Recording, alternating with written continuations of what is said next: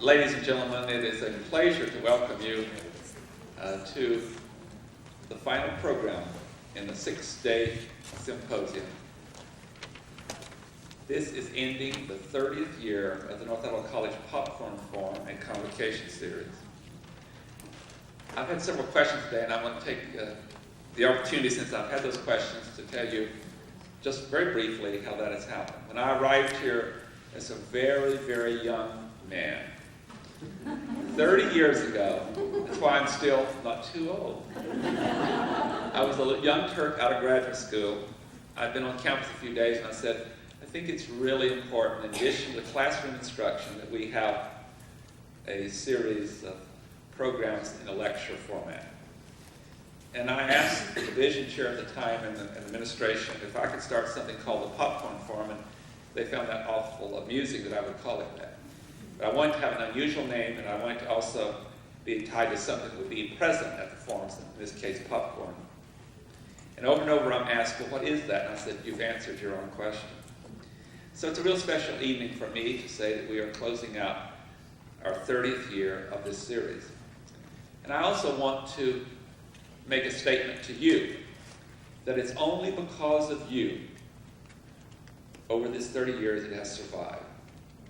You have been so wonderful to come time and time again, the students, the faculty, the staff, and all the wonderful people in the community. And I'm thinking of one lady, this is the first year that she's missed in 30 years. She's too ill to come. And I see people in the audience have been coming for over 20 years, and I think next year I'm going to have some t-shirts made. I've been thinking about this for 3 or 4 years, and for you special people who come over and over, it's going to say, you'll be given a shirt that's called the NIC Popcorn Forum Groupies. You have earned it. We've had a very, very huge attendance this week, and we started with a great celebration of the walk through the 20th century of America with a great jazz program. And I'll always be eternally grateful to Terry Jones for putting together a remarkable evening. And I'll be eternally grateful to my great friend, the Executive Secretary of the Popcorn Forum, who's here tonight, Dorinda Moyer, who volunteered after I had this wild idea that we could find 101 people born every year since 1900 for the great concert. And Dorinda, would you please stand? She found them.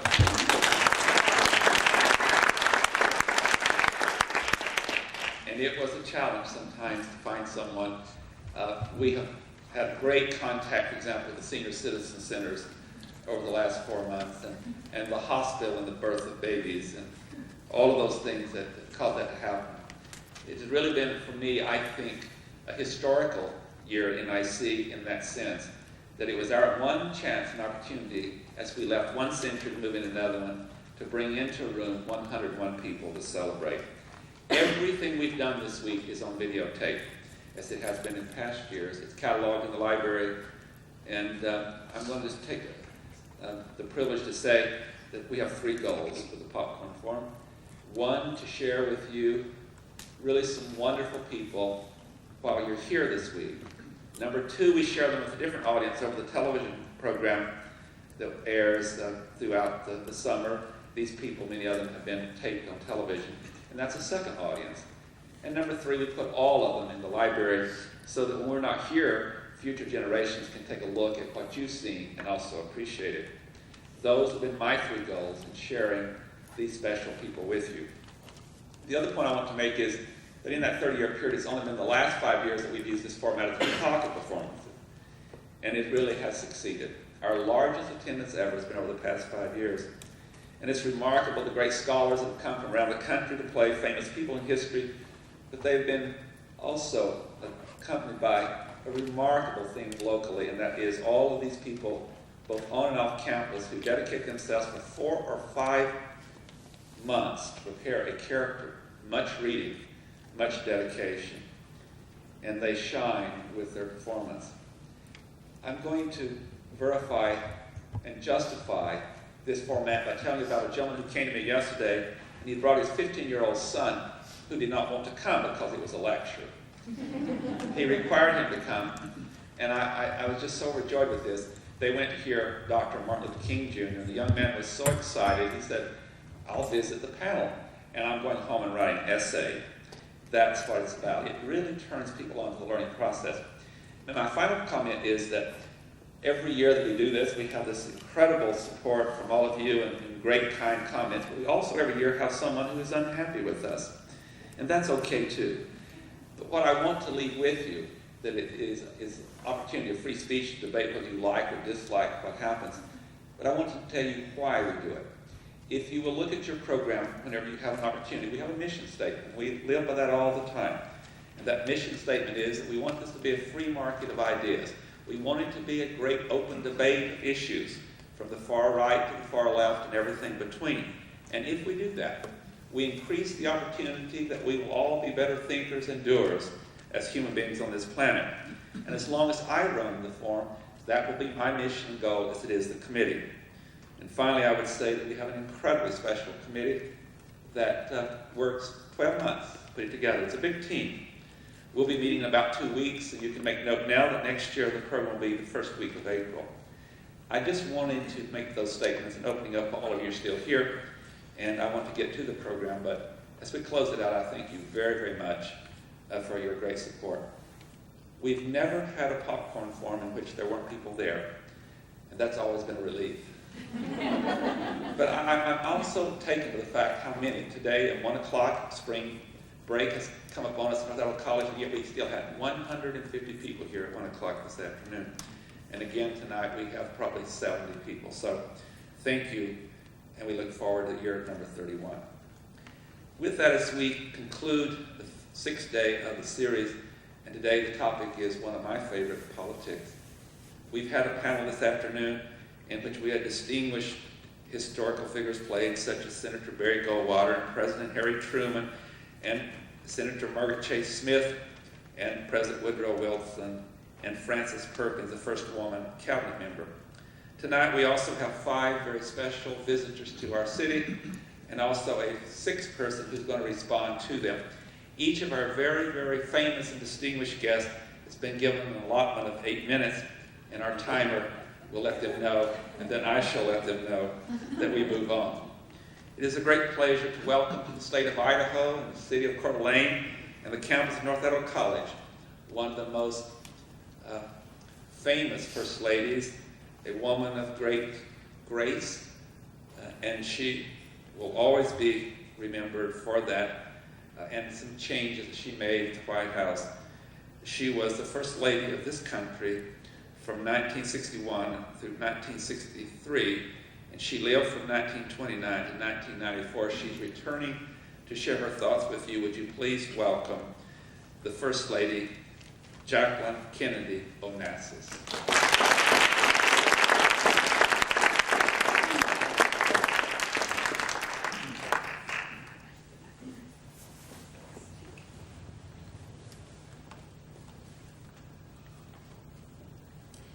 I'm Jacqueline Kennedy Onassis. I'm very honored to be included on this distinguished panel this evening. Before I begin, I would like to take a moment to express my gratefulness to those of you who sent your kind thoughts and wishes to my daughter Caroline, family and friends, last year when my son John, his wife, and sister were killed. Having known that kind of loss early in my life and shared my grief with the world, I remember what those kindnesses meant to me. I thank you. I was born in 1929 in Southampton, Long Island, New York, to my father, John Bouvier III, and my mother, Janet Lee Bouvier. My sister Lee joined us 3 years later. I attended private schools. I was a good student. I loved to read. I loved history and poetry. I wrote and illustrated many journals. When I was 10, my parents divorced. Lee and I remained with my mother, and not long after, she remarried to a very fine man, my stepfather, Hugh Auchincloss. My father never remarried, but we remained very close. In 1947, I attended Vassar College, and in 1951, I attained my Bachelor of Arts degree at George Washington University. The favorite part of my college years was my junior year that I spent abroad in France at the Sorbonne. I love language. I also speak 3 other languages, French, Italian, and Spanish. In 1951, I was hired by the Washington Times-Herald as the inquiring photographer. I made $42.50 a week. It was my job to pose questions and then to photograph those that answered. It was then that I first met a young congressman named John Kennedy. John Fitzgerald Kennedy and I were married in 1953. My husband, whom I called Jack, was a politician, and that became my job as well. I helped to research and edit his speeches, as well as helped him with his appearance. We began our family in 1957. My daughter Caroline was born.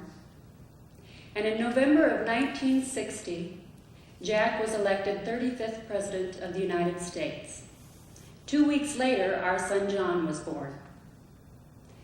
And in January of 1961, Jack took the oath of office as president, and I became the First Lady.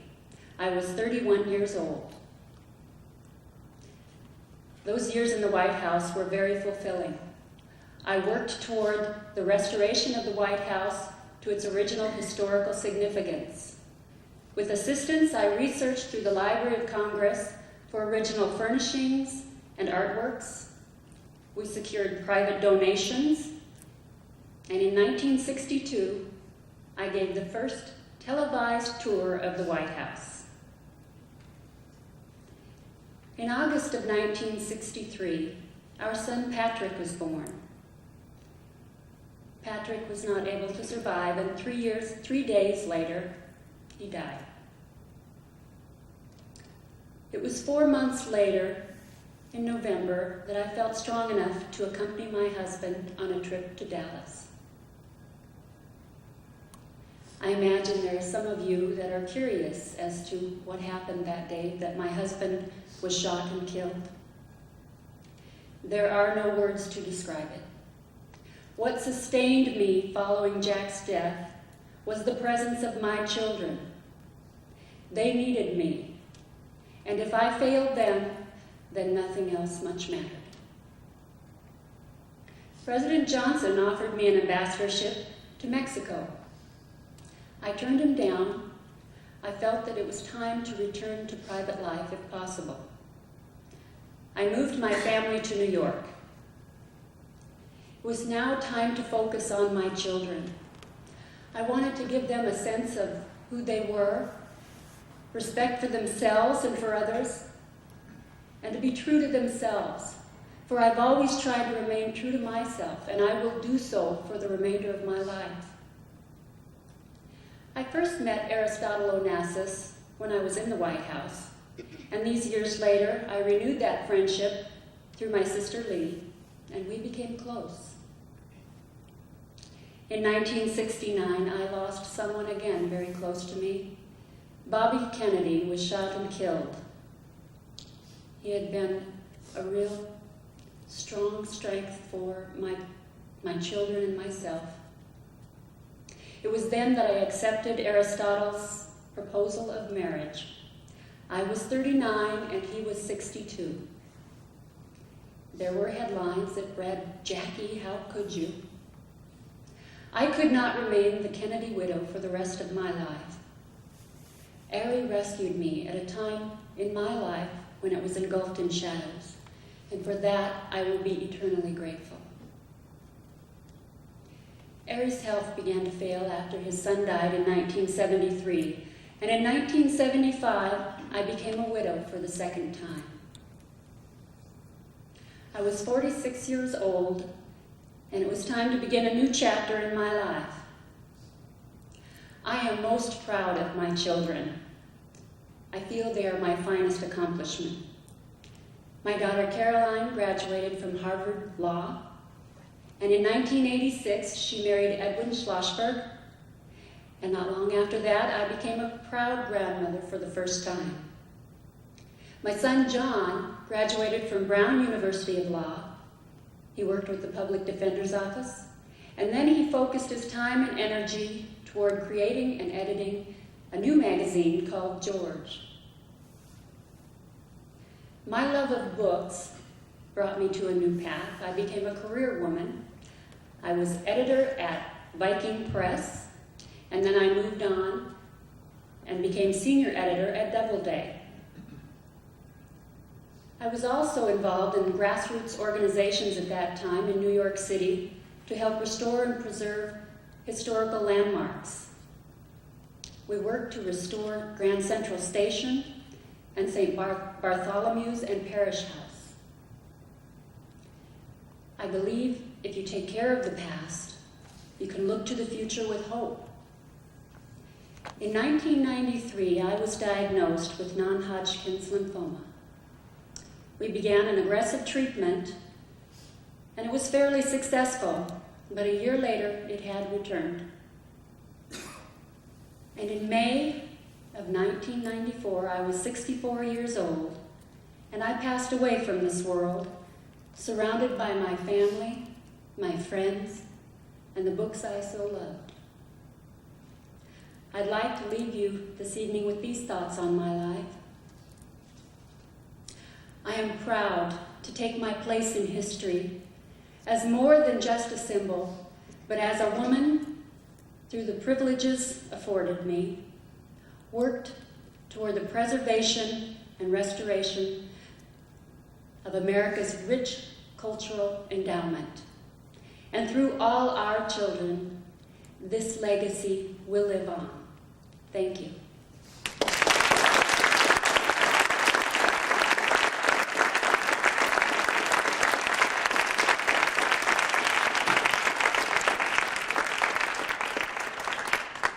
Thank you, Mrs. Kennedy. Our second historical famous individual who has chosen to visit Coeur d'Alene this evening on our campus and to honor us with his presence was born in 1916 and currently is still alive. He was the United States Secretary of Defense from 1961 and 68 and was much a part of the decisions concerning Vietnam and often an architect of what we did in that controversial war. Would you join me in welcoming the very distinguished former United States Secretary of Defense, Robert McNamara.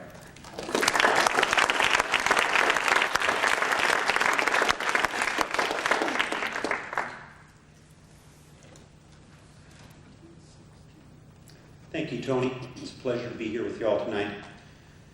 In the fall of 1972, while I was crossing on a ferry to Martha's Vineyard to my summer home, I was noticed by a young man who crossed the cabin, said, "There's a phone call for you, Mr. McNamara," and asked me to follow him. I followed him out of the ferry. He then attempted to throw me off of the ferry into the water, and I only maintained by hanging onto the grate and yelling for help.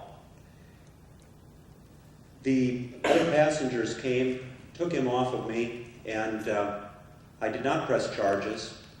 I think there's only one word that can be said about this action, and that would be Vietnam. I believe in management, control, and the ability, even the calling, to use power to help the greatest number of individuals. In 1960, after winning the presidency, John Kennedy called me to be a Secretary of Defense. I told him I was not qualified to do so. I was trained as an economist at Berkeley. I went on to Harvard to get my MBA and then taught there briefly. During World War II, I became an officer in 1943 in the Statistical Control Division. And our analysis helped the decision makers apply the right amount of military force worldwide to help beat the Axis powers. By the war's end, my wife Margie and I had 3 children and we were living in Ohio. We left with a number of others as a group of whiz kids to go to the Ford Motor Company to help Henry Ford II turn around the fortunes of that great company. Over the next decade, we awakened a sleeping giant at Ford through our use of financial controls and attention to process management. Many of these directions put me into conflict with the car men in Detroit. For example, the Thunderbird was a successful automobile at Ford, and yet I had a battle because I wanted them to put 4 doors on the Thunderbird. I thought it would sell more cars that way. My great success as an automobile was the Falcon, a rather modest car that I believed would appeal to American buyers and did during the recession in the 50s. The Edsel was an attempt to take on General Motors, our great competitor in the mid-priced automobile market. I was the head of the Ford auto division at the time that the Edsel was created. This car had a horse collar-shaped grille, for those of you who are too young to remember it. I was made a group vice president, and so the Edsel became identified with me. Barry Goldwater later told the nation that the Edsel was my disaster, but I actually opposed the car and never thought it would sell well, and battled the people inside who tried to bring it to market. 2 days after John Kennedy was elected in 1960, I was made president of the entire Ford Motor Company. I'd had a 14-year career at Ford where I'd helped that company turn around financially. A man named Bobby Kennedy called me for an appointment, and I had to ask my secretary, who was Bobby Kennedy? I was completely involved with the auto industry. I had no interest in politics. John Kennedy convinced me to become the 8th Secretary of Defense, and my wife Margie and I and our 3 kids moved to Washington to join the new frontier. I immediately began assembling a team of civilians to manage, control, and operate the Pentagon on a business basis. The press called these the whiz kids, much as I had been called with my counterparts at Ford. President Kennedy had campaigned on a missile gap between the Soviet Union and the United States, and we rapidly worked to close that missile gap by building many missile programs. The Minuteman was one that you may remember. I immediately began organizing the Defense Department budget with 5-year plans to make certain that things ran on time. In time, I had conflict with the Joint Chiefs of Staff and other military men who had grown used to having their programs taken to Congress and accorded money without regard to the outputs of the programs. And our financial analysis showed that we could find outputs for these military programs and therefore decide what their value was. The country was fearful of Russia's Nikita Khrushchev. He had announced he would defeat the West through wars of national liberation. And during the Kennedy administration, we expanded the Defense Department budget from $41 billion to $43 billion per year. In 1962, the Berlin crisis was upon us. The Soviets indicated they would take over the entire city of Berlin. President Kennedy was worried about nuclear war, and he urged American families to invest in bomb shelters. We stood up to the Soviets by calling up 150,000 reservists and asking for $3 billion to expand the number of army divisions in Europe from 11 to 16, over 1 million men under arms in Europe. In August, the Berlin Wall was built, which kept these Germans from defecting to Berlin in the West. But because we stood strong, the crisis was averted and nuclear war was averted. My first-year reviews of the warfighting plans in this country showed that the U.S. military leaders were treating the nuclear weapons just like conventional weapons. When I questioned generals about this, they just assumed that they would use these weapons. In speeches to NATO leaders in Athens in May 1962 and in Ann Arbor in June, I laid out plans to fight with a different strategy, a strategy called counterforce no cities.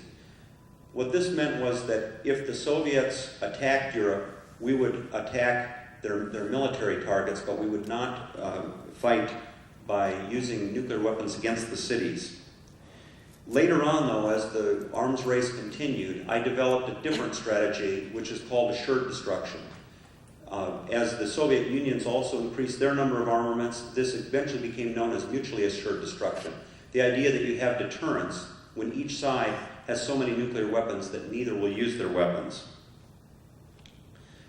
I would point out that we have not used a nuclear weapon from that time until this, would consider it somewhat successful. The Cuban Missile Crisis happened in October of 1962. The Soviets assembled 40 missiles in Cuba, and our intelligence showed that these types of missiles could hit targets as far away as Montana and Maine, and that 80 million people in the United States were under the threat of these nuclear weapons. Many of the generals at that time wished to airstrike into Cuba and to take the communists completely out of Cuba. I did not agree with them. I had stood by and watched the Bay of Pigs invasion in 1961. Was completely foiled. It was planned during the Eisenhower administration, and I grew to distrust the Joint Chiefs of Staff and some of their views on war making. I urged that we take a different course, which was a quarantine of Cuba, to turn the missiles back. And after some tense days that October, Nikita Khrushchev and the Soviets did stand down and turn the missiles back. And at the end of that period of time, Nikita Khrushchev wrote a letter that was probably unedited by anyone in his administration, in which he said, "We are normal people, and we do not want to see war that causes the destruction of towns and villages." And parts of that letter stayed with me for the rest of my life, and I became convinced that the Soviets did not want to use nuclear weapons. The Vietnam War was a completely hidden from the American people during the Kennedy years and during the early Johnson years. We took the advisors from about 1,500 in 1961 to a total, by the time John Kennedy died, of about 16,000. John Kennedy wanted the advisors to be removed, and I think if Kennedy had stayed in office, I think he would have removed the advisors. I know you may have questions about the Vietnam War. I'm ready to answer those questions. I've written about it in recent years, and I can only say that during the time of the Vietnam War, I became more and more privately concerned about our use of power, and really now have some misgivings, many misgivings about our use during the Vietnam War of our military power. Thank you for your time this evening.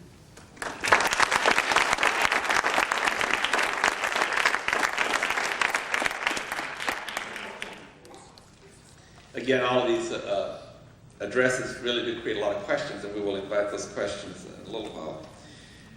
Our third visitor to North Idaho College, and a very distinguished career. She lived from 1884 until 1962. She served longer than any other person as First Lady of the United States from 1933 until 1945. Upon the death of her husband and her leaving the White House and the office of First Lady, she became renowned in her own right, and she also was chair of the United Nations Committee that created the Human Rights Charter. She's known for many things, and I would say was the most influential First Lady politically that ever lived. Would you welcome to North Idaho College, Ms. Eleanor Roosevelt.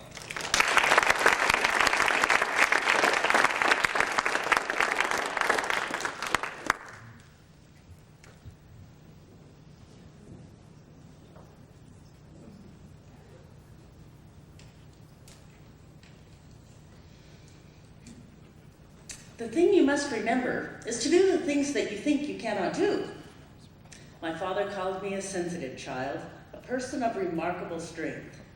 Father lovingly advised me to become a woman with traits of unselfishness, generosity, loving tenderness, and cheerfulness. Father was the idol of my life, and I waited endlessly for his rare and valuable visits. Unfortunately, my childhood was one of seriousness and turmoil. After our mother's untimely death, my brothers and I were sent to live with our grandmother Hall in Tivoli. If life seemed somewhat negative with me, it should be nothing new. I think it was when I was a child, and now it is a habit. At Grandmother Hall's encouragement, I was sent to London to be educated at Allenwood under the supervision of Mademoiselle Marie Seveste. Mademoiselle was an exquisite teacher and an excellent mentor. Upon my graduation at 18, My lessons included an emphasis in helping others and fluent in French, a tool I would use the rest of my life. From the early days as a debutante in New York City, I was shy and nervous in large crowds of people. Franklin was a proper and attentive suitor. His letters were full of a promise for a future together. We would be partners in the pursuit of his career. Sarah, Franklin's mother, required much of his time and energies, and he would often tell her that we would take many vacations together, and soon she would learn to love me as a daughter as opposed to just her son's wife. I finally felt to have my first home when Franklin and I moved to Albany, and we purchased a home and I furnished it. Our children were a large part of our household. I birthed 6 children in 10 years and sadly mourned the infant death of the first Franklin Jr. As a family, we spent many winters in Hyde Park, New York, and I moved family, pets, servants, and numerous trunks to Campobello each summer.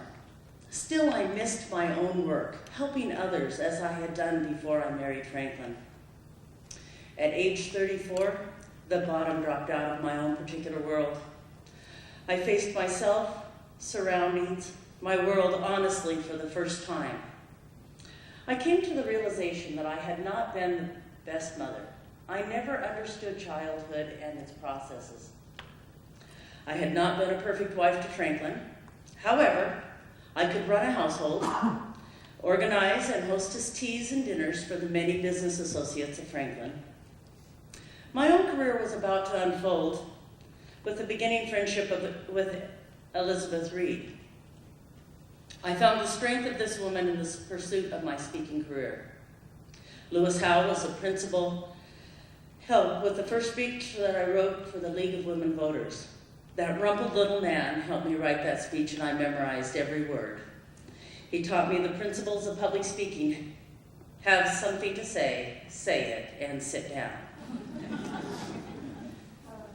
To many young women, and I am one of them, it is extraordinarily difficult to care about anything enough to cause disagreeable and unpleasant feelings. But I have come to the conclusion that this must be done for a time until we can prove our strength and demand respect for the individual. As Franklin settled into his position as President of the United States of America, I wondered what my role would be. I knew I could not be satisfied to simply organize and host dinners and teas for heads of state at the White House. I soon recognized my role to be the eyes, ears, and legs of Franklin to the United States public. I toured many programs and projects created by the New Deal, and Franklin worked many long hours to negotiate the WPA. I toured the locations, camps, and government communities to see people working and rising their standards of living. Young people and families were rising above the horrible pit of the Depression. Young people, I managed to maintain my lecture tour and my speaking schedule around these inspections. And upon return to the White House, I gave Franklin lengthy reports about the conditions of the populace and the work being done in factories, on farms, and in schools. I lectured to many young women about the importance of keeping up with the issues of human rights and the issues of our nation. I held many conferences with Franklin about the discriminations displayed to Black Americans working within the New Deal projects. I could not see how we were going to pull this great country up from the depths of the Depression if we could not work together side by side. The onslaught of Nazism in Europe brought about increased manufacturing of munitions, airplanes, ships, vehicles, and support items. Factories were building additional assembly lines and hiring more women and Black Americans. Men and women were working side by side to produce goods for the world.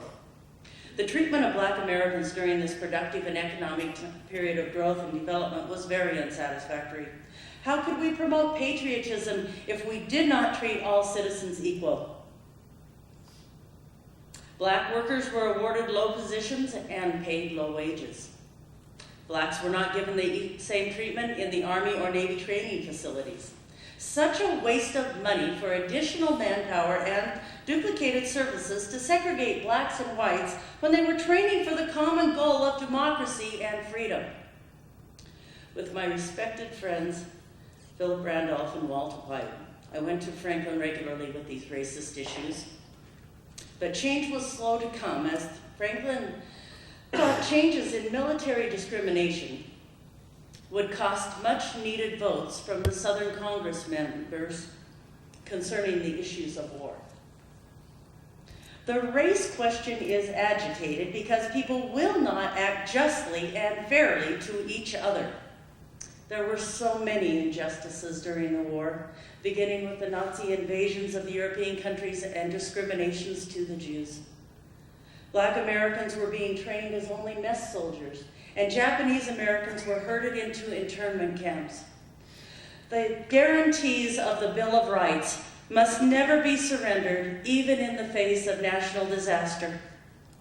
Franklin was certainly in the favor of the populace when he signed Executive Order 8802 to provide for the full and equitable participation of all workers in defense industries without discrimination because of race, creed, color, or national origin. In addition, he created the Fair Employment Practices Commission, and he also rescinded the executive order to bring about the end of the Japanese internment camps. As the end of the war approached, we watched our great nation being reborn of patriotic and loyal citizens. People who were willing to work together, whites and blacks, men and women, for the common cause of democracy and freedom. Another turn of my life came about upon Franklin's death in Warm Springs. I must move out of the White House, settle Franklin's estate, and decide my own certain future. What I really wanted to do was make some contribution to what had been Franklin's main wartime objective: the establishment of machinery that would help ensure lasting peace. Being a delegate to the United Nations was the finest career opportunity in my life. I shall always be grateful to President Truman for the opportunity to witness the creation of the Universal Declaration of Human Rights. Where, after all, do universal human rights begin? In small places, close to home. So small and so close that they cannot be seen on any maps of the world. Yet they are the world of the individual persons, the neighborhood he lives in, the school or college he attends, the factory, farm, or office where he works. Such are the places where every man, woman, and child seeks equal justice, equal opportunity, equal dignity without discrimination. Unless these rights have meaning there, they have little meaning anywhere. Without concerned citizens, action to uphold them close to home, we shall look in vain for progress in the larger world. And to that, the feeling that I was useful was perhaps the greatest joy I have experienced. Thank you.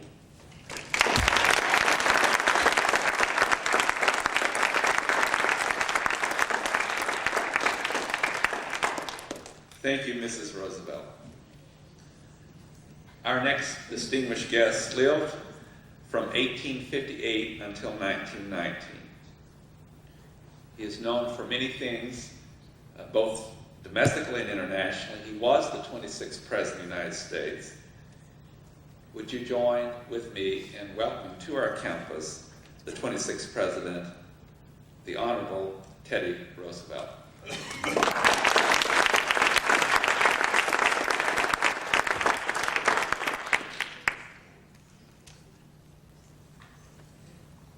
Good afternoon, ladies and gentlemen. It is indeed a pleasure to be back in the state of Idaho. Yes, I was here before. I visited your dear town of Wallace, which was a hustling, bustling mining town at that time. It was stubborn. It was really tough, rough. It was my kind of town because it was just like me.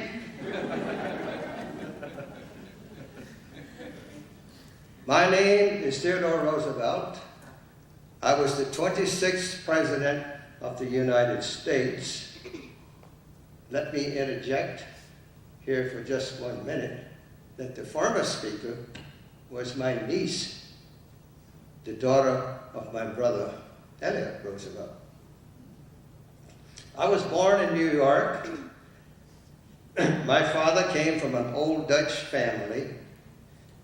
My mother, Martha Bullock, was from a prominent family of Georgia. She was of Scotch, Irish, and Huguenot descent. So like so many Americans, I was of a mixed pedigree. I was a sickly child, but I spent much of my early years exercising my body to overcome my deficiencies. I graduated from Harvard College. I enrolled in the University of Columbia Law School. But historical writing and politics enticed me away from a legal career. At the age of 23, I was elected to the New York State Assembly. In those days, both political parties were controlled by party bosses who decided who was going to run for what office. Because of my stubbornness and bullheadedness, I incurred the wrath of my party bosses. I always tried to do what was best for the country rather than what was best for the party. When I returned from Cuba at the end of the Spanish-American War, I had gained so much publicity by the news articles about the charge up Kettle and San Juan Hills. The party bosses could not ignore that and were forced to allow me to run for governor of the state of New York for a 2-year term. I had continued to irritate them to the extent that they maneuvered me into running for vice president to keep me off the ballot for governor. At that time, the job of vice president was tantamount to a political burial. He had nothing to do and little to say, and no one listened to him when he did speak. Now, they did this in an attempt to quieten me, but it didn't work. By jingo, I continued to irritate them. If they could have foreseen what happened, that is the last place they would have put me. In 1901, President William McKinley was killed by an assassin, and I became president of the United States. I had served as police commissioner in New York City, as a rancher in the Dakota Territory, and as leader of the 1st Volunteer Cavalry, known as the Rough Riders. I realized that the backbone of America and its future lay in the hands of the so-called common man, and not in the hands of the robber barons.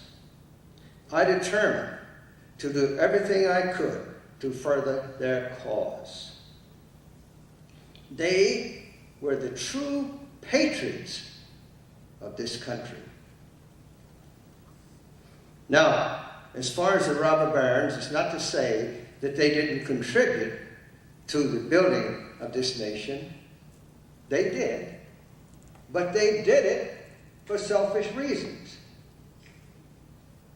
One of my first major acts as president was to intervene in the dispute between the coal mine owners and the workers. At that time, coal was almost the lifeblood of this country.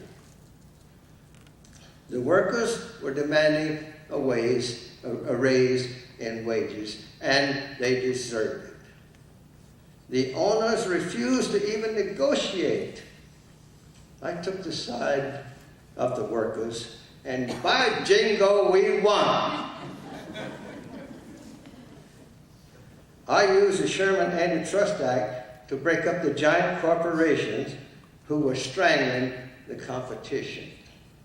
The act is a dozen years old, but it had never been used before. It would have tickled you to have heard the industrialists scream when the courts ruled in our favor. They called me a traitor to their cause. They accused me of being belligerent and bellicose, and by golly, they were probably right, because I love a good fight. Especially when I won.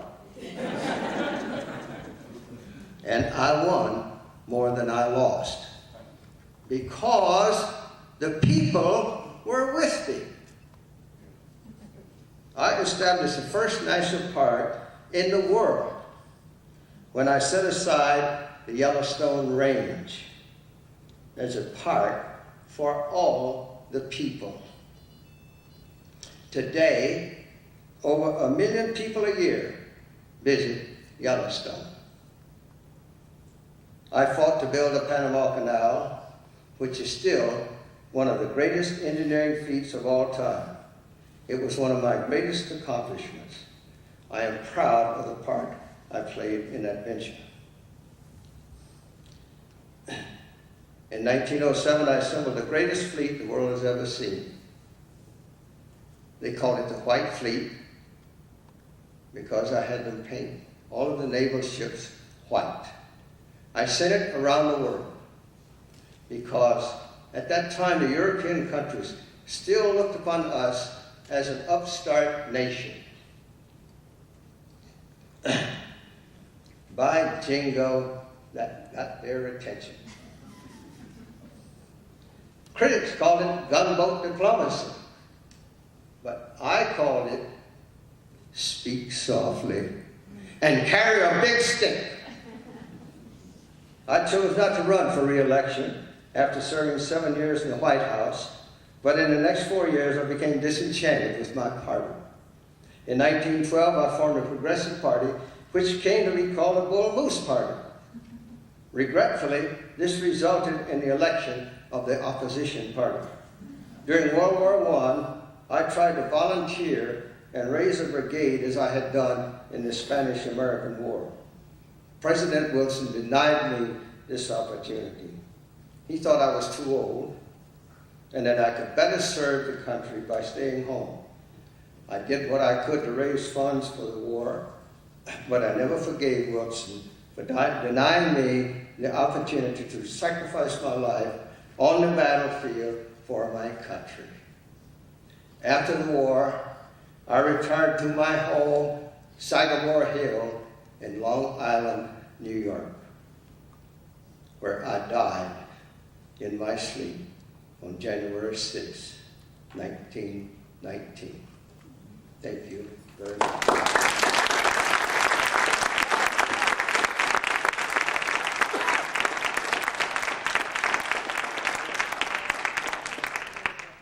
I have a very important announcement for you.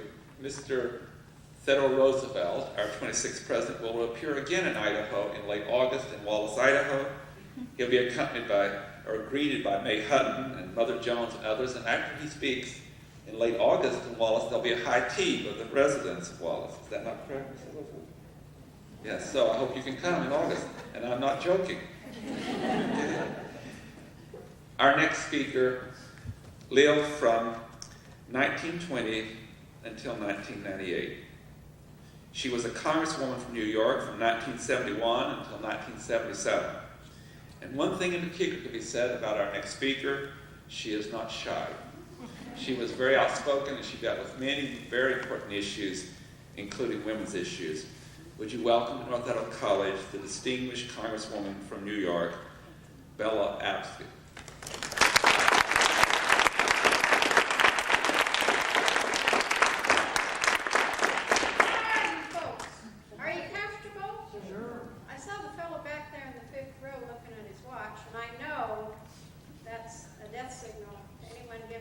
So I won't give you a speech tonight, but if you need to wiggle around a little bit, do it, and I'm going to get around here to this podium.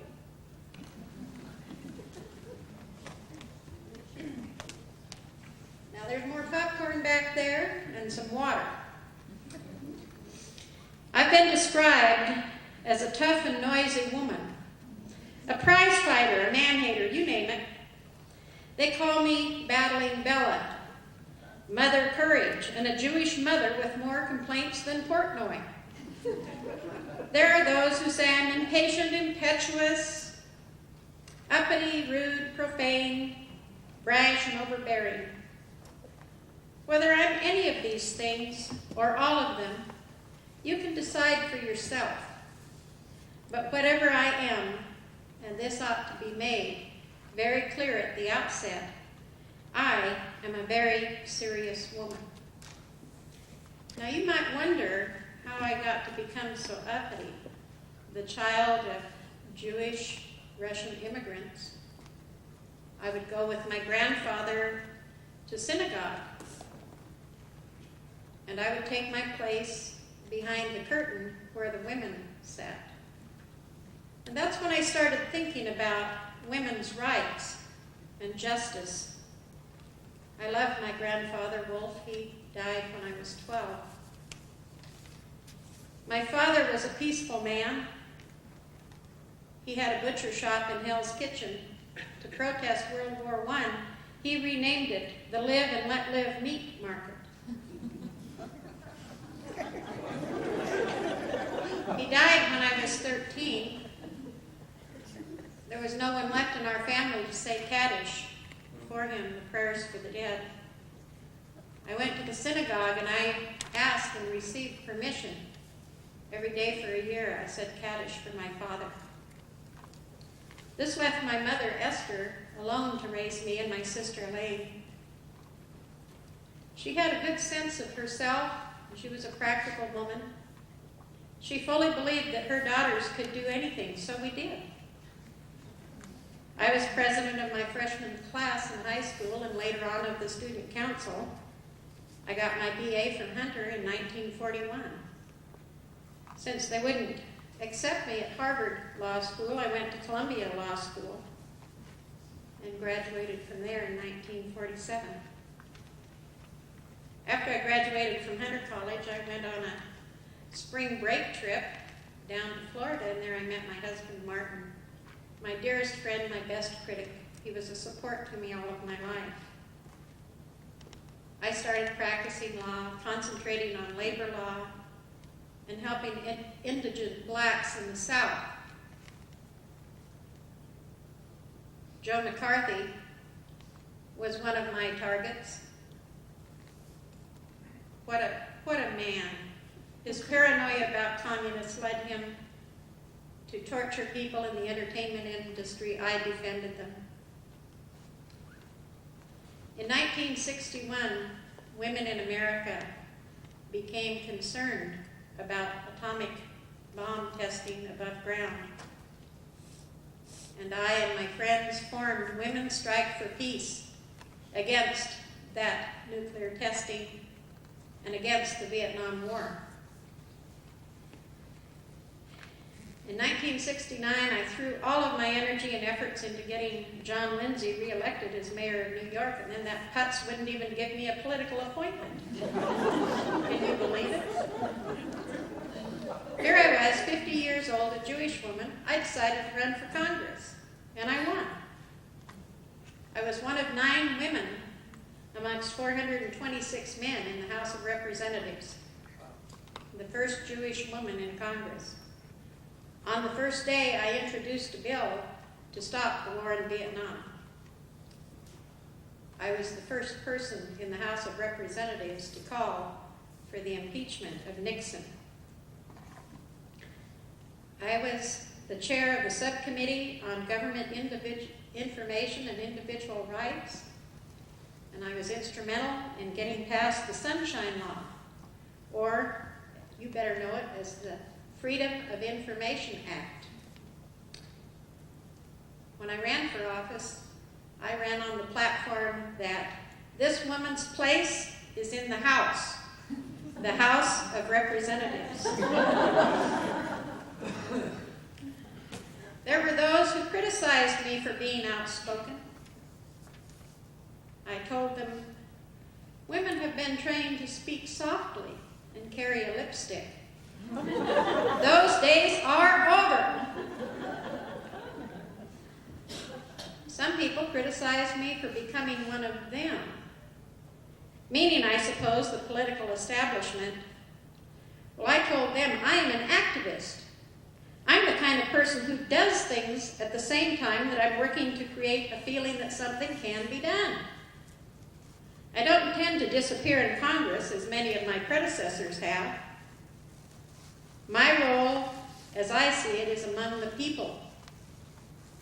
And I am going to be outside organizing them at the same time that I'm inside fighting for them. I served 3 terms and then ran for senator and lost, and ran for mayor of New York and lost, and ran for the House again and lost.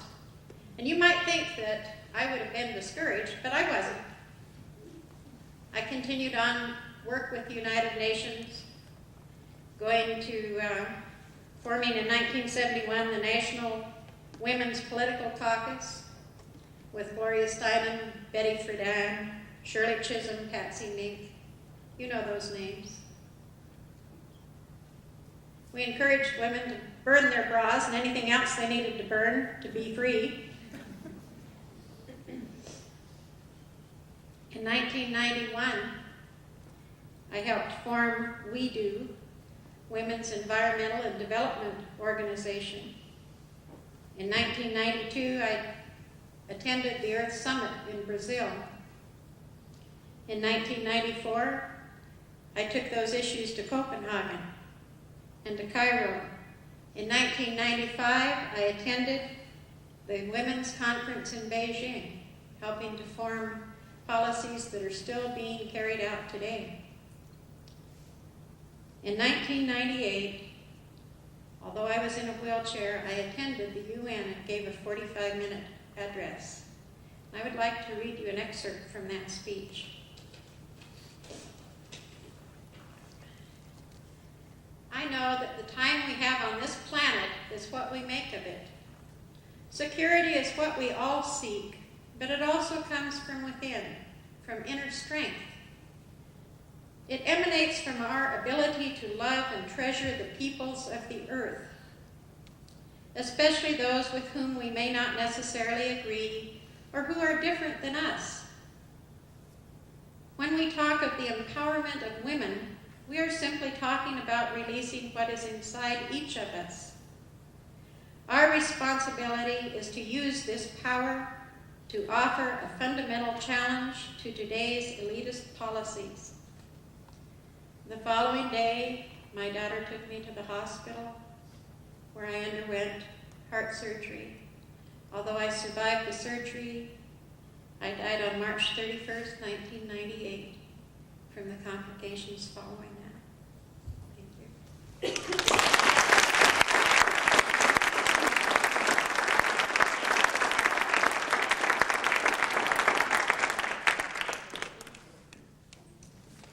We are also this evening in the presence of another very distinguished President of the United States. And this President, I will ask him to remain seated because of certain disabilities that he has. Our guest was elected President of the United States 4 times, the only person in our history to be elected more than twice.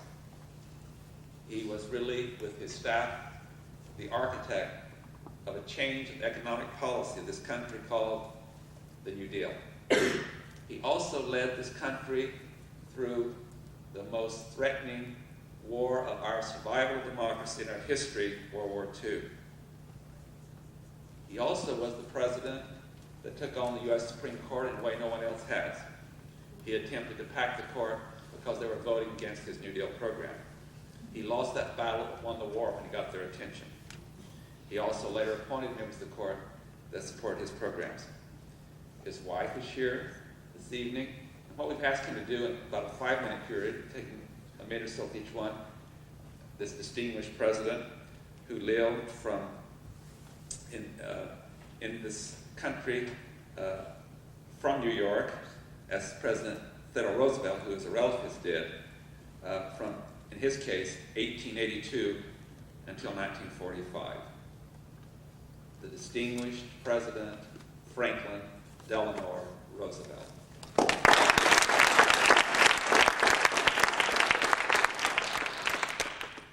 Yes, well, thank you very much, Tony. It is good to be here and among such a distinguished gathering around me.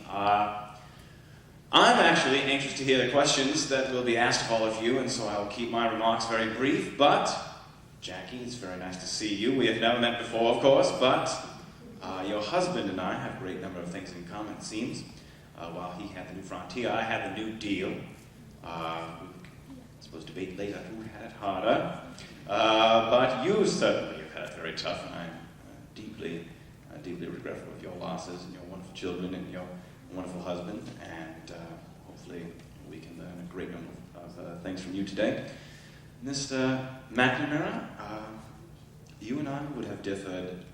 While you were a whiz kid, I had a brains trust, but you and I would have differed significantly on a number of issues, it seems, and been very similar on a number of others. The containment of communism in particular is very curious to me. I would wonder just exactly what kind of questions will come from that today. Eleanor, you look wonderful. Jackie, you also look very nice. Mr. McNamara, stop looking at my wife. Honestly. You are my eyes, you are my ears. It is fantastic to see you. We, of course, are fantastic companions, and I respect you more than anyone.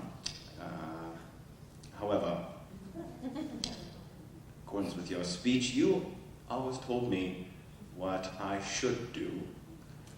I always told you what we can do.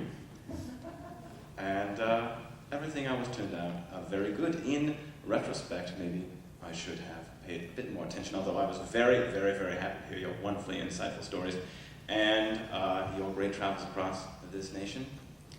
Bella, while I know you wanted to be a member of an administration, you almost certainly would have been in mine, simply, maybe not by my choice, I don't know exactly, but by simply intimidating me into the office, which would have been particularly frightening. You are, of course, from the great Empire State of New York, and so am I, and I'm very happy to have you here. President Roosevelt, a magical name. You and I, of course, had very similar pasts. We both served in the state legislature of New York, both as assistant secretaries in the Navy, both as governors of New York, both, of course, as presidents, but you had the reputation of being the tough guy. Well, what an interesting situation we have today. I, due to my loss of my leg due to polio, actually, have developed quite the upper body, and if you would like to participate in an arm wrestling tournament, I gladly would take you on. Let's see how history would rewrite itself tonight. No, but you are, of course, my greatest political hero, and I'm very happy to have you here today. Very good to see so many Roosevelts actually surrounding me, and it is very nice to be in Idaho. And with that, I say, Tony, do what you will.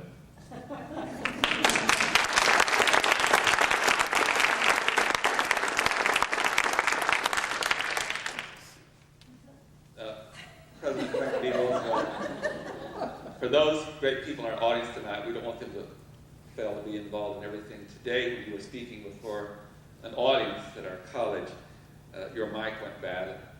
A member of our staff came to fix your mic. And I learned then how clever you can be and how spontaneous you can be would you share with the audience, and by the way, our staff person got a great enjoyment out of this, as he was coming out on stage to prepare your mic, would you share with the audience what you said to this very nice staff person?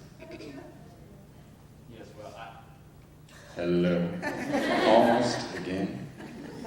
I worked very closely with the administration that worked under me, very, very close advisors. And the man who came out to change the microphone, I did not know exactly what he was doing. And while I did not recognize him, I felt it appropriate that he cut his hair. That's right. While I also told him to let it grow to show that he is, in fact, a liberal, I also thought it wise to perhaps keep his fingers from getting cut to the microphone into his hair, and even creating a further catastrophe than just the death of my one simple microphone. So. But a good man he was, an excellent man, and he solved every problem I had that day. Well, I know I can tell from your nonverbal and verbal that you have enjoyed our distinguished guest. Now for you to be part of the process. I will attempt to, when you ask the question, to repeat it for our videotape. And who would like to be first? And you can, yes, sir. President Roosevelt. There's two of them. Which one? Teddy. President Teddy Roosevelt. What are your thoughts on the transfer of the canal to Panama? The question is, what is President Theodore Roosevelt's opinion about the recent transfer of the Panama Canal from the United States to the Panamanian government? I can assure you, sir, that if I were president today, it would never have happened. We put too much into it. We created the country of Panama. We built the canal. It always amazed me for some of these politicians to say, let's return it to Panama. Panama never had it. It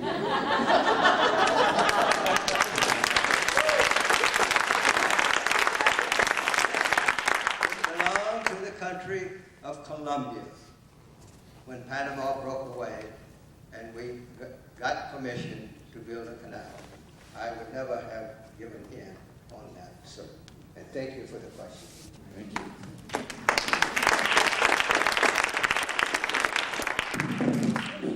Our next question, please.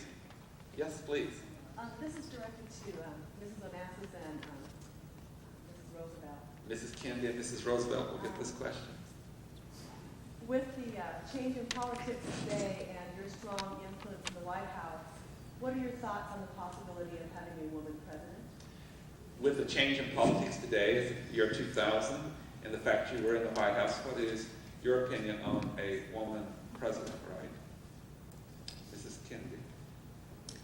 Well, I'm looking forward to that being very soon a possibility.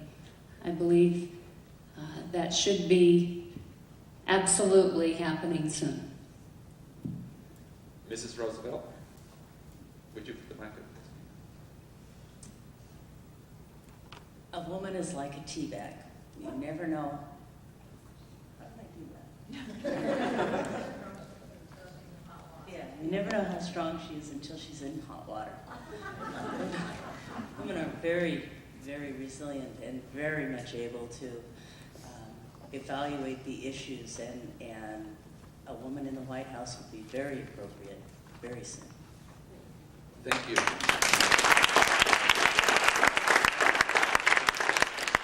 Next question, please.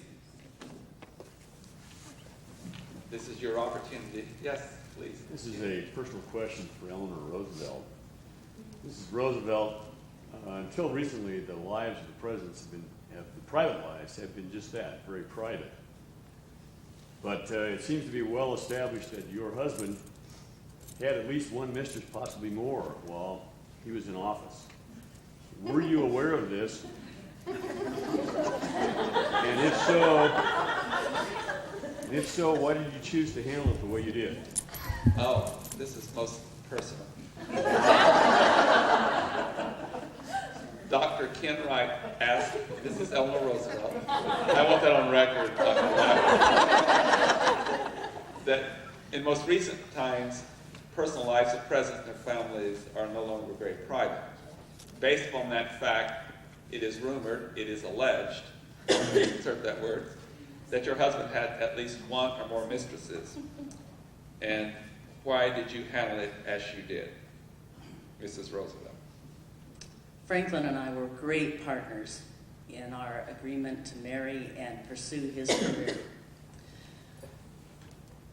I was raised during those puritanical times in the late 1800s, early 1900s, where the duty of wife was to be mother and run the household. I fulfilled my roles.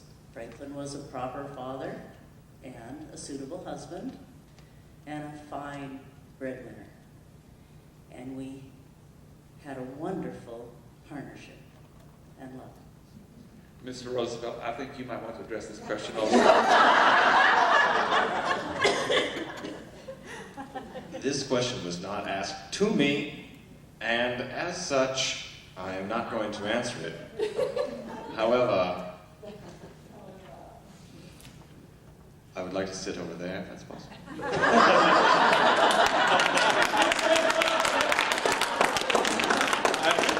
I told you the president thinks very quickly.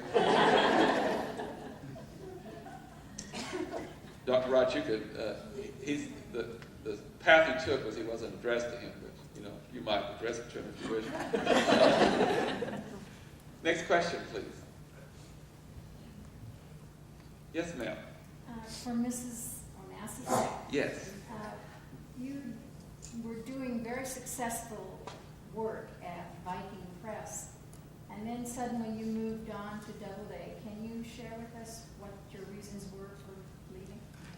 The question is to Mrs. Jacqueline Kennedy Onassis, and that she was doing very successful work at Vikings, and she moved on to Doubleday, and would she like to explain why she wished to do that? I hope I got that correct. Yes, thank you. I really enjoyed my career starting with Viking Press. There came a time when there was a disagreement about a book to be published, and I'm a very private person, and my family as well. And so with that disagreement in mind, I moved on to Doubleday. Thank you very much. Next question. These are all very fine questions. Yes, please. My question is for President Theodore Roosevelt. It is said, sir, that you charged up the wrong hill. Can you explain or elaborate, is that true, sir? And how did you handle replacing the flag? May I say, Mr. President, before you answer, that we in Idaho are rather candid, and I'm sure you appreciate it. We get to the bottom of the question quickly. Mr. President Theodore Roosevelt, it has been alleged that you charged up the wrong hill. If that is the case, would you like to explain? And what was it about the flag? And how did you handle the replacement of the flag? Oh yes, the replacement of the flag. That statement was really fomented by the news media. The fact is that there were two hills at the Fort of Santiago, which we were trying to take at the time. There was Kettle Hill, which was on the right. There was San Juan Hill, which was on the left. General Leonard Wood, who was in command, had given the regular army the task of charging up and taking San Juan Hill. Myself, with the 1st Volunteer Cavalry Unit, which was called the Rough Riders, was given the task of charging up Kettle Hill, which was not as well fortified as San Juan Hill, which we did. We went up Kettle Hill without too much effort, and when we got there, we saw that the regular army was going up San Juan Hill I turned my regiment and went over to San Juan Hill, and we did go up San Juan Hill. But the Army was in front of us. Does that answer your question? Yes, Mr. President, thank you. Thank you. Thank you. Yes? Ms. Ansel, how well did you know Betty Friedan? I met her in 1945 and found her a delightful person. The question is to our Congresswoman, and how well did you know Ms. Friedan? Betty Friedan. Betty Friedan, please. We were quite good friends. We had some disagreements. She believed that any woman should be put into political office or receive a political appointment, whereas I wanted women to be well prepared and felt that we had enough really intelligent, well-educated women who could fulfill those roles. While you have a microphone too, and the second question that was given to me is, why do you wear hats all the time? Well, some of my detractors claim that it's to attract attention to myself, but when I first started practicing as a woman lawyer, I wore a hat so that the judges and the other people in the courtroom would know that I was a practicing attorney and not one of the secretaries. I have a question, and then we'll go back to the audience, but this is crucial to our other guest, and he and I have discussed this somewhat before. It's really a main point in history. Mr. Secretary, Secretary McNamara, it has been suggested that you were really the architect of what we did in Vietnam during the Kennedy-Johnson years. And if that is the case, what happened in relation to Vietnam, what happened to domestic politics, it changed politics. It even determined a different president in 1968. And all that chain of reaction since then, it has really changed forever American politics because of Vietnam War. Would you like to take credit for that plan? And do you too believe that it changed American politics? Thank you, Tony. No, I would not like to take credit. Senator Wayne Morse said of the Vietnam War that it was McNamara's war near the time of the assassination of John Kennedy. I took credit at that time and said I was proud to be associated with it. At that point, we were fighting a war to put pressure on the communists to come to the negotiating table, and I was attempting to use the military force of the United States to get negotiation. After Lyndon Baines Johnson was in the White House, things changed appreciably, and although we were on a course that we had to ramp up, there were many reasons for that. I had serious doubts whether we could win that war militarily.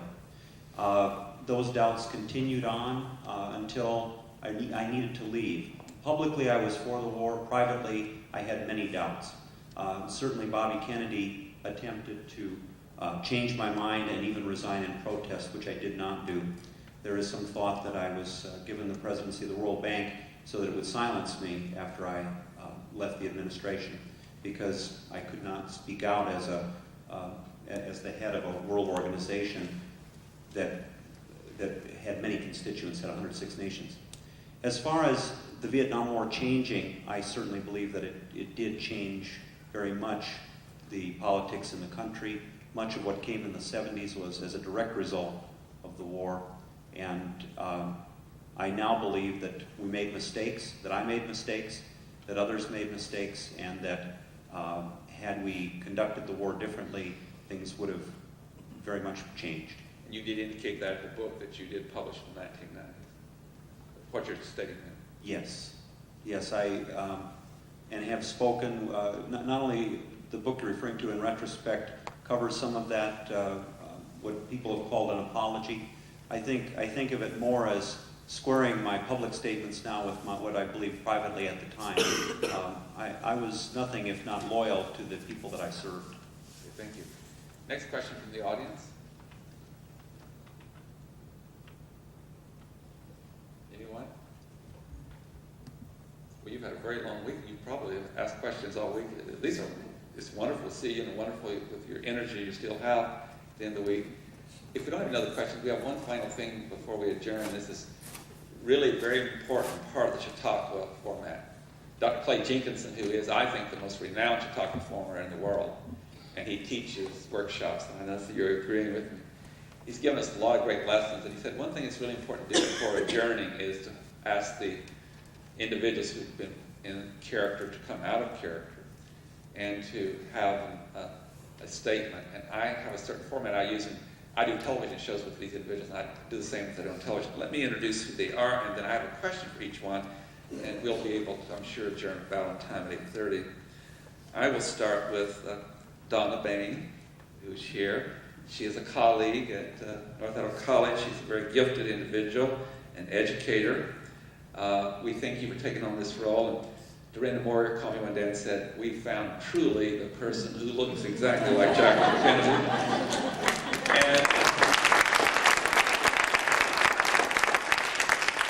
And in addition to the similarity of looks, we knew her great ability. My question for Donna is, and this is on our 5-year Chautauqua, the first time you've portrayed someone.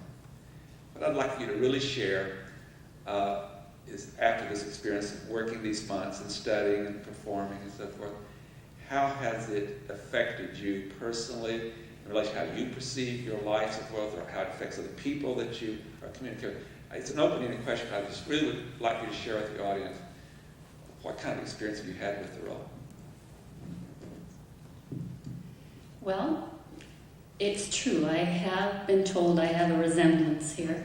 All my life, since I was a child, people would walk up and tell me I looked like Jackie.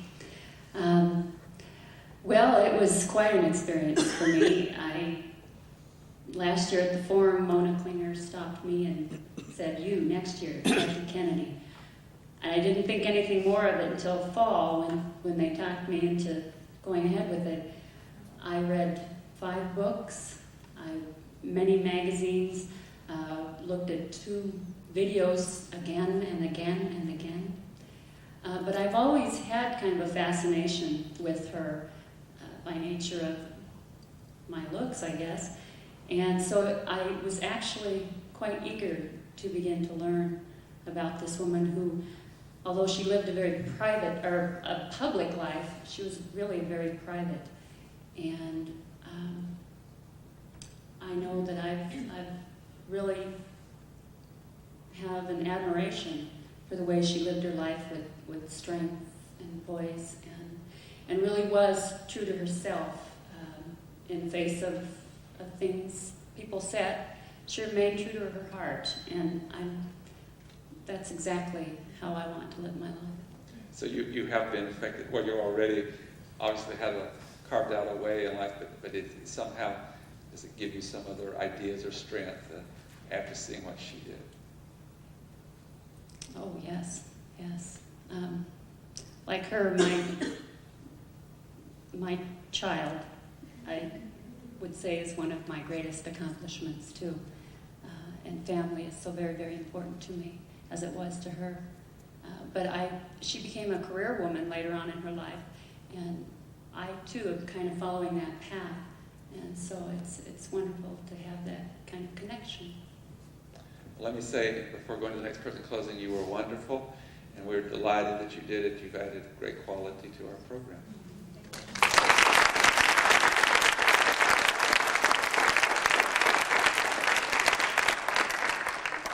Seated next is Steve Ruppel, who is also a colleague. He is director of our entire computer systems, and he does a remarkable job with all. It's a real demanding position.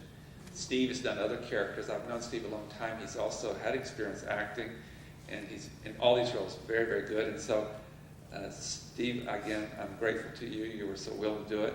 We had lunch, and over lunch, he pretty much decided during the lunch that it would be McNamara. Would you, too, take this question, and with even more years' experience, share with our viewers, maybe someone out there that is considering this also, what would you say to them, and how has it affected you in these different roles? Well, I think one of the things... You don't need a microphone. Thanks. I probably don't need a mic, but I think one of the things that really strikes you when you get involved with a character is how you're similar and how you're different, because you have to play that back and forth.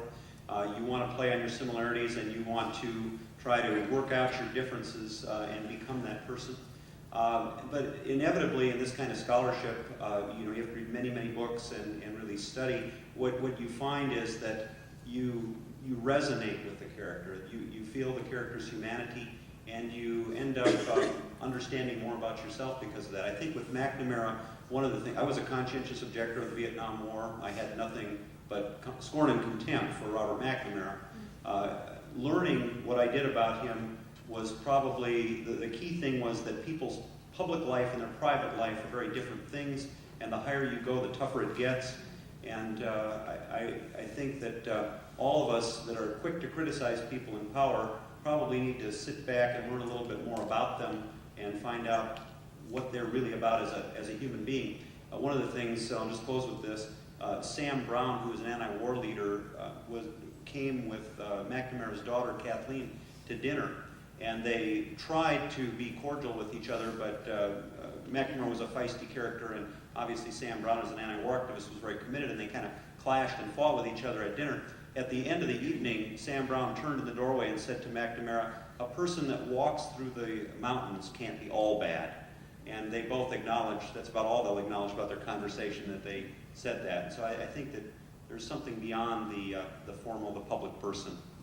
One other question for you, Steve, is that I'm thinking another person's done several characters, and he reads extensively, several books a week.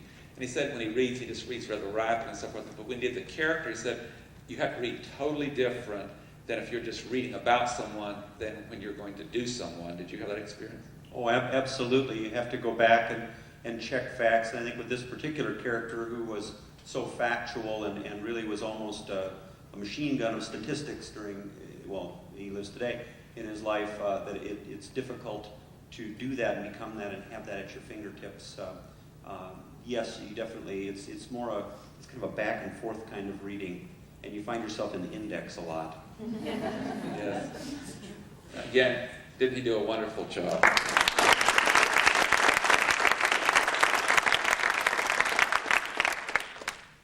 Next is Shauna Hillman, and she's one of our community people.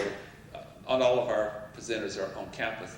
I met her some time ago, and she's from Shoshone County, and there's a very special delegation that came down to visit me some time ago about what they want to do this summer. And from those visits and all, I decided that she needed to be Eleanor Roosevelt. And she graciously agreed to do so. And they have a wonderful organization, and Wallace and all, about trying to think of history and celebrate history. And we're really happy about this new partnership. Again, the same question to you, Shauna, about what this has meant. And by the way, she and other members of her community came down in January in the winter and had the training with Clay Jenkinson. We were very, very pleased about that. Thank you. What's this meant to you? What an opportunity. It's been wonderful to be part of the academic community again. It's been several years since I've partaken in any of this kind of events. Reading about Eleanor Roosevelt wasn't something I would have gone out and done by myself. She isn't somebody that really was a spark in my eye. I was wrong. As I read more and more about her, I spent a lot of time in the index, you're right. So much has been written about her, and so many opinions were written about her, that it became a challenge for me to find the strength of the person that I felt was the woman that traveled the country. And those are the strengths that I like to impart in my life, and those are the strengths that make me a part of Historic Wallace and the Historic Wallace Preservation Society. That came to Tony with the idea that we needed this Chautauqua program as part of our Heritage Festival. And thank you. I'd like to come back. Oh, we would love to have you. Wasn't she a great help?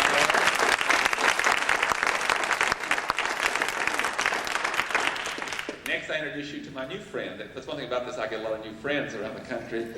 We're very delighted to have in our community, the latter part of this week, Christopher Carlson, who is originally from North Dakota, I know Margaret wants to meet him. She's from North Dakota. He now lives in Washington, D.C. He has a very wonderful job as the legislative assistant to United States Senator Kent Conrad, and he is now performing as Franklin Delano Roosevelt, and I found him through one of our former Chautauqua performers. In fact, Dr. George Freen, who is his mentor, and he went to school under his leadership. Why don't you do the same thing for us, Chris, and tell us what this means to you and how it's affected your life. And he doesn't have that New York accent now. No, I don't.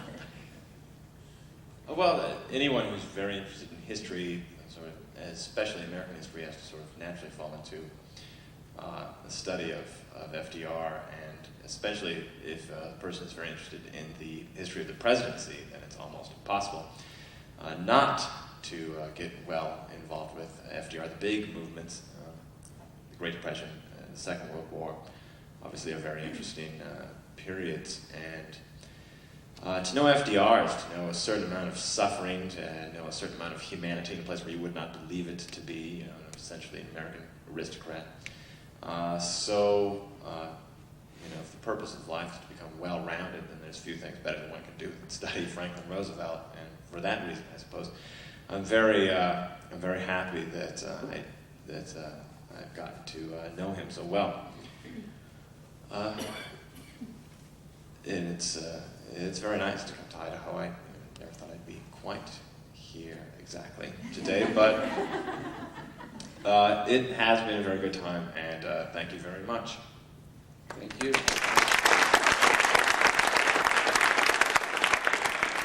He's a very good Franklin D. Roosevelt. Next, we have my friend who I've known for many years at another college, Linda Erickson. She's on our staff. She is secretary to English and Foreign Languages, and Linda has been doing the character with us all the way through, and she's also on the Popcorn Forum Committee. She's just an incredible strength in what we do.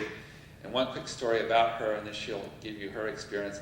She was honored, along with a number of other of our Chautauqua performers, to be invited last October to perform in Chicago, Illinois, at the National Humanities Conference. She was playing a queen from many years ago, and that queen had a large spear. And she was discussing, they'll never let me have it on the plane. And she found a way to get her spear to Chicago. And I would like for her to share with you briefly how she got the spear there without the airlines knowing it. And then she will go out, she is out of character, and then she will tell you what these experiences have meant to her. Linda? My spear was made out of wood, so my roommate sawed it in 3 pieces and countersunk a screw and put a hole in the other side, and you could just screw it together like a cue stick. So I just took it in 3 pieces in my large suitcase, and no one knew it was there. It didn't have any metal on it, so I guess it didn't look too suspicious to them when they sent it through their whatever they do.